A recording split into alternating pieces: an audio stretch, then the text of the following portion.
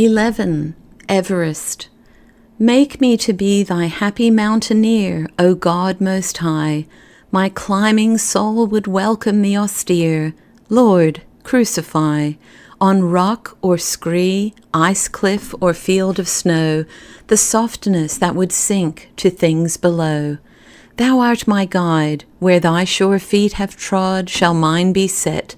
Thy lightest word, my law of life, O God, lest I forget, and slip and fall, teach me to do thy will, thy mountaineer, upon thy holy hill.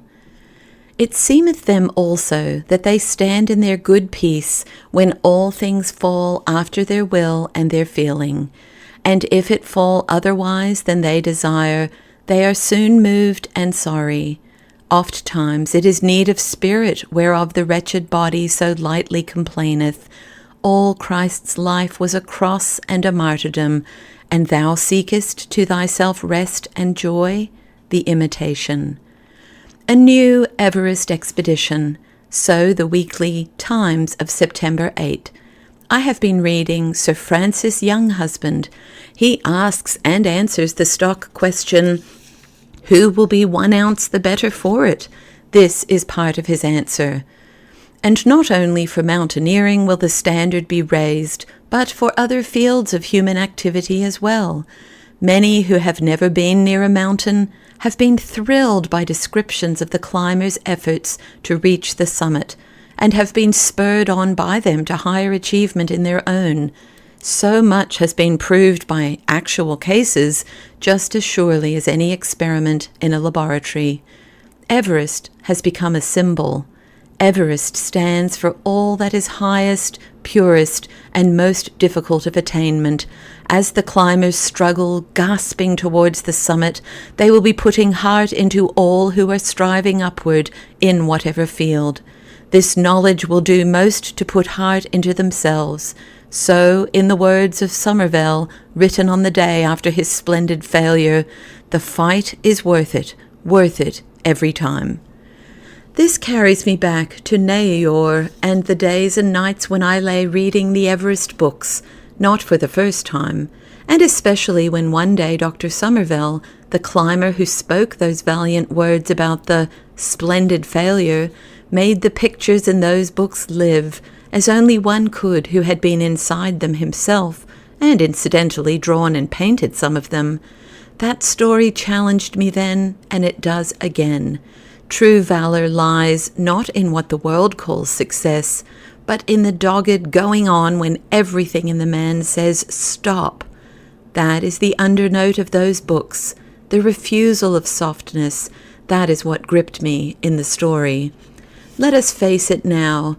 Which is harder, to be well and doing things, or to be ill and bearing things? It was a long time before I saw the comfort that is in that question.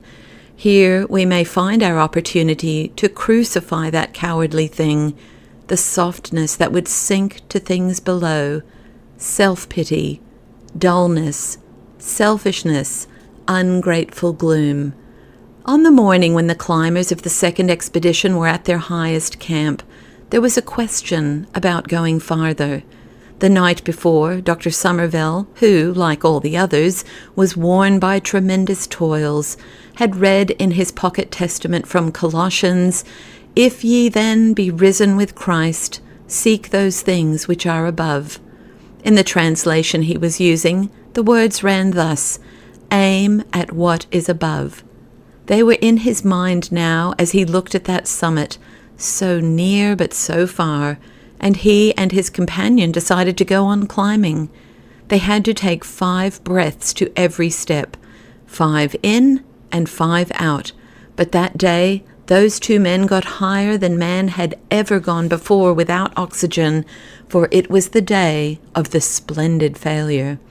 This little incident, unrecorded, of course, in any of the books written about that famous climb, though it seems to me to express all such endeavor in a single luminous phrase, came out by accident one day in talk. I was asking Dr. Somervell about that last day's struggle uphill, and he told me about his little pocket testament and its word to him. I was well then, and never expected to be anything else, having, as I have told, earnestly asked of the Lord a quick going on when the time came, with no loitering by the way. But the word of that story was for another day. Often during these months it has come and spoken to me. It has shamed slackness and cowardice. It has set me climbing again.